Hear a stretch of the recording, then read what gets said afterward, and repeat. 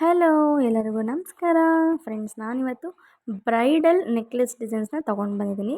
ಎಲ್ಲವೂ ನಿಮಗೆ ಮದುವೆಗಳಿಗಂತೂ ಸೂಪರಾಗಿದೆ ಅಂತಲೇ ಹೇಳ್ಬೋದು.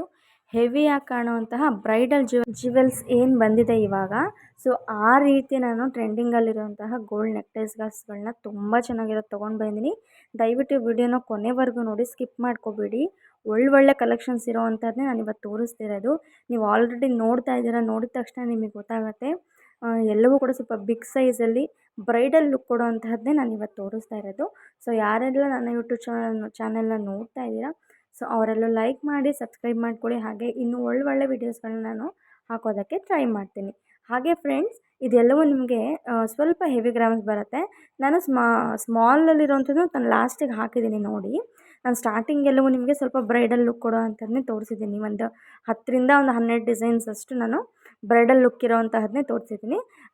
ವಿಡಿಯೋ ಎಂಡಲ್ಲಿ ನಿಮಗೆ ಸ್ವಲ್ಪ ಕಡಿಮೆ ಗ್ರಾಮ್ಸಲ್ಲಿ ಇರೋವಂತಹದ್ದನ್ನ ನಾನು ತೋರಿಸಿದ್ದೀನಿ. ಸೊ 2 ಟೈಪಲ್ಲೂ ನಾನು ಇವತ್ತು ವಿಡಿಯೋನ ಹಾಕಿದ್ದೀನಿ. ಒಂದೇ ವಿಡಿಯೋದಲ್ಲಿ 2 ಥರ ಡಿಸೈನ್ಸ್ನ ನಾನು ಇವತ್ತು ತೋರಿಸ್ತಾ ಇದ್ದೀನಿ.